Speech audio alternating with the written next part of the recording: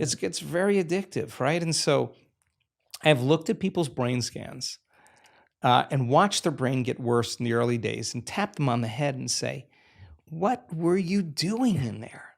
100% of the time, they were analyzing the problems in their life within that disturbing emotion. And if an emotion is a record of the past and they can't think greater than how they feel, they're thinking in the past, there's no solution there. Cross the river, get beyond the emotion, and you'll see possibility because you're no longer in the box of that emotional state. Now, that's so much easier said than done because you're going against thousands of years of programming, of living in survival. I mean, 200 years ago, it wasn't easy being human. I mean, we're in survival all the time. I mean, famine, every disease. I mean, it was hard to be human.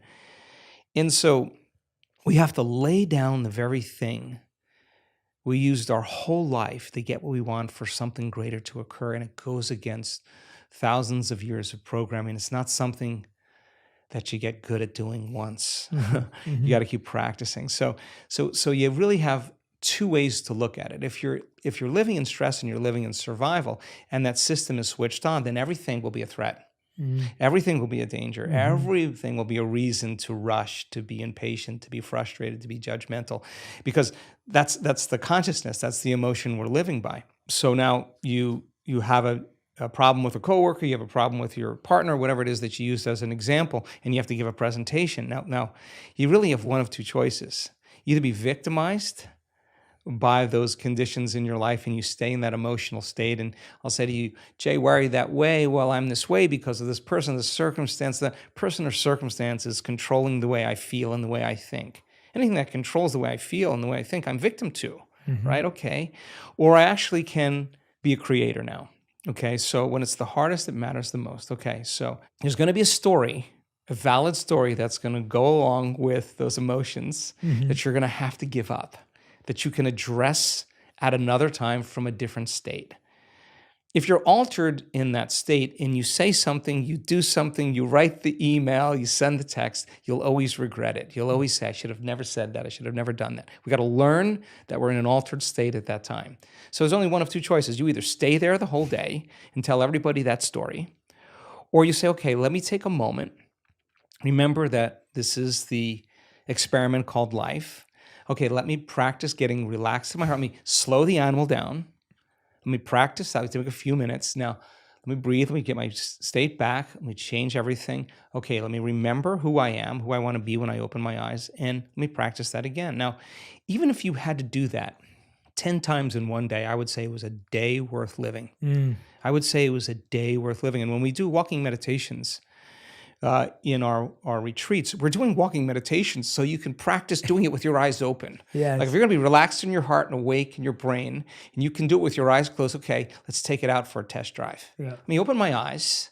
Let me pay a little bit more attention to my inner world. Let me practice feeling this feeling. Let me practice feeling this way, and let my brain do what it does. Let me let me change my physiology. Let me change my state. Let me walk as the healed person. Let me walk as the abundant person. Let me walk as if my prayers are answered. Let me walk in this state.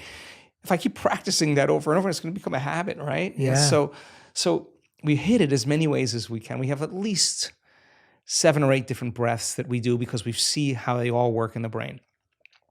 We have all kinds of meditations. We have sitting meditations. We have standing and walking meditations. We have laying down meditations because we want you to be able to do it with your eyes open, with your eyes closed, standing, walking, any way you can so that you don't default and return back to that person. Now, if you do default, you didn't fail. That's a program. You just went unconscious. And how many times do we have to forget until we stop forgetting and start remembering? That's the moment of change. No one cares how many times you fell off the bicycle. If you ride the bicycle now, you ride the bike. So it's the constant process every single day. And I think that sometimes we look for evidence in our life and it hasn't happened. And I think it's so important that we still show up. Yeah. Because that's where you're changing the most. And when you get to that point where you could care less, if it happens or not because you feel so happy, so grateful for who you are, get ready because your life is going to begin to change in magical ways. I'm so proud of our community, not because they do the work every day, not because they're trying to be good or please anybody. They do it because they don't want the magic Yeah. to really end. No, the experiment is too good. Is they're going to continue to be a creator in their life. So then when they change the way they feel and the way they think, and they start seeing evidence in their life, they're going to remember what they did inside of them to produce that outcome, and they're going to believe they're creator of their life and less of the victim of their life, and that's empowerment. Yeah. And you can't take that away from anybody. You can't tell me now you're too sick to do that. You can't tell me you're too old to do that. You can't tell me you had a horrible past, you're too out of shape. You can't even tell me that you never meditated before, because we have people that come, they know nothing, they get dragged by somebody, and they have the most profound experience because they're not expecting anything. And we have data that suggests that when you don't expect anything, you're going to have a profound moment. So everybody can do it.